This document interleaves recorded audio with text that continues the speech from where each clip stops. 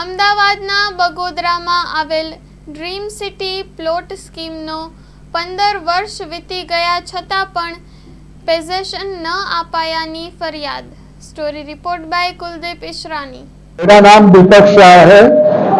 मैं electronics engineer हूँ BITS Pilani से और मेरा एक सॉफ्टवेयर एक्सपोर्ट का कंपनी है जहाँ 200 से ज़्यादा आदमी काम करते हैं। मैं बात करता हूँ 2009-2010 में, मैं उनका नाम नहीं दूंगा, मगर एक पॉलिटिकल आदमी के थ्रू हमने ये प्लॉट बुक किया था और इसके बाद दस्तावेज हो गया, पूरा पैसा दे दिया, फिर भी कुछ भी हमें कम्युनिकेशन नहीं हुआ। तब नरेंद्र जी से बात हुई तो सबसे पहले हमने हमारा 7/12 में उतारे में हमारा नाम एंटर करवाया, क्योंकि मेरे बाद जो भी लोग गए हैं उनका किसी का 7/12 में एंट्री नहीं हुआ है, क्योंकि उन्होंने उनके पास जितनी जमीन थी उससे बहुत ज्यादा अलॉटमेंट कर दिया है। बाद में जब ये हमारा 7/12 में नाम आ गया तो मैंने एक लीगल नोटिस कंपनी को दी कि कब हमें पोजीशन दे रहे हैं और उसके लिए हमें आगे क्या करने का है वो बताइए। वो हमें आपका जो भी सर्वे नंबर है उसमें कैसे कैसे प्लॉट अलॉट किया है हर एक को उसका एक मैप जैसा दीजिए तो हमें पता चले कि हमारा प्लॉट कहाँ है। उनका अभी तक कोई कम्युनिकेशन नहीं हुआ। उसके बाद 10 कम्युनिकेशन हुए होंगे, मगर वो अलग ही टोन में बात हुआ था कि आपका ये मेंटेनेंस भरो, जो कि वो भी गलत है। हमारे दस्तावेज में लिखा हुआ है कि आपका इससे ज्यादा मेंटेनेंस नहीं होगा। तो they are interested only in collecting money. और मेरा फेयर एस्टिमेशन है, मेरे पास इतने ज्यादा प्रूफ नहीं है, बट जिस हिसाब से जिस लोगों का पैसा फंसा हुआ है, मेरे फेयर एस्टिमेशन के हिसाब से 400 से 500 करोड़ का स्कैंडल है। नरेंद्र कुमार गानालाल देसाई है। ये जो कंपनी है Ram agri infra India private limited, जो अहमदाबाद की कंपनी है और उसका प्लॉटिंग स्कीम है रेसिडेंशियल प्लॉटिंग स्कीम बगोदरा में। वो बगोदरा में उसने 2009 से वो लॉन्च किया है और 2009 के बाद लॉन्च करने के बाद करीबन 3031 लोगों का उन्होंने पैसा कलेक्ट किया है और उसमें उसकी फिगर 72 करोड़ तक आती है उसमें जो कलेक्ट किया है। वो कलेक्ट करने के बाद वो कंपनी ऐसा बोल रही थी कि हमारे पास 5 लाख वाट जमीन है, इतनी जमीन है, लेकिन फिर हमने उनके पास डॉक्यूमेंट मांगे कि तुमने हमको प्लॉट के जो पेपर दिए हैं उसमें जो लिख के दिया कि तुम्हारा प्लॉट इधर रिजर्व रखा है, यहाँ पे अलर्ट करके रखा है। तो हमने उनको पूछा कि हमारा प्लॉट कहाँ रिजर्व रखा है, कहाँ अलर्ट किया है, उसका सर्वे नंबर तो होगा, कंपनी की जमीन है वो सर्वे नंबर वो तो होगी। अगर आप वो नहीं बताते हो तो इसका मतलब कि ये आपने अलर्ट किया है, रिजर्व रखा है, वो सब गलत है।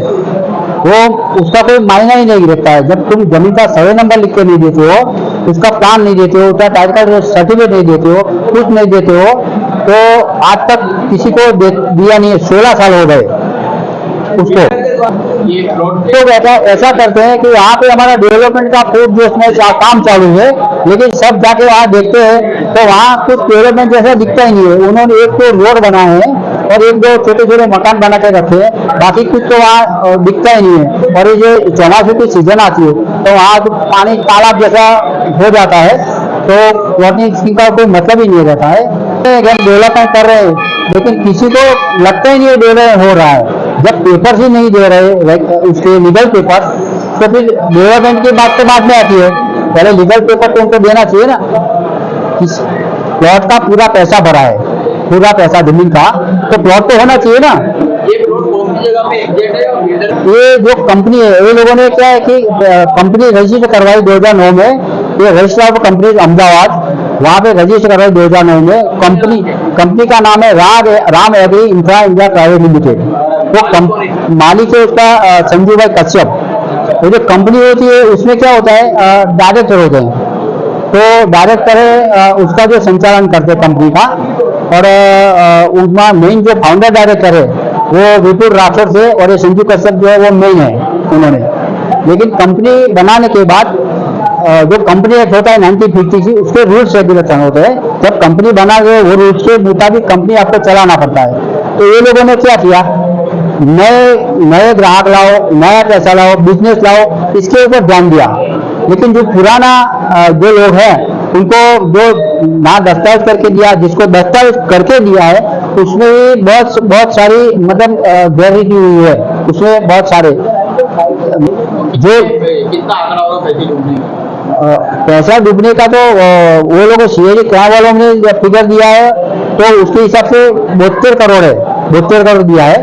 लेकिन हमारे जो बुकिंग फॉर्म आते हैं, समझो मेरा प्लॉट बुकिंग फॉर्म है, उसमें प्लॉट नंबर आया 10,099, तो उसको क्या समझने का, मेरा बुकिंग फॉर्म 10,099 कैसे आ गया? तो उसके पहले के नंबर के उसको उतने मेंबर तो हो गए होंगे, लेकिन सही आंकड़े तो कंपनी दिखाती नहीं है। 3,031 हो, 3,021 इतना दिखाती है वो कंपनी।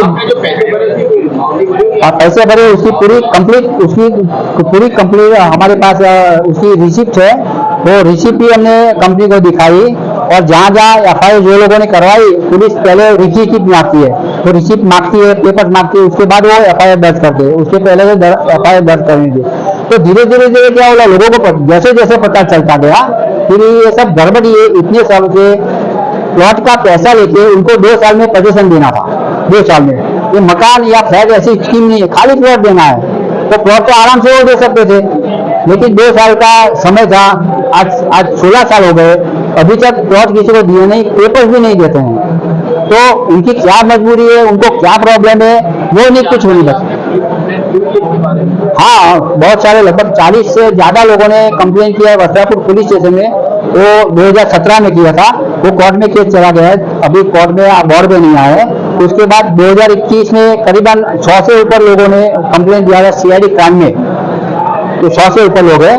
तो उसका भी अभी वहाँ चला गया है केस कोर्ट में।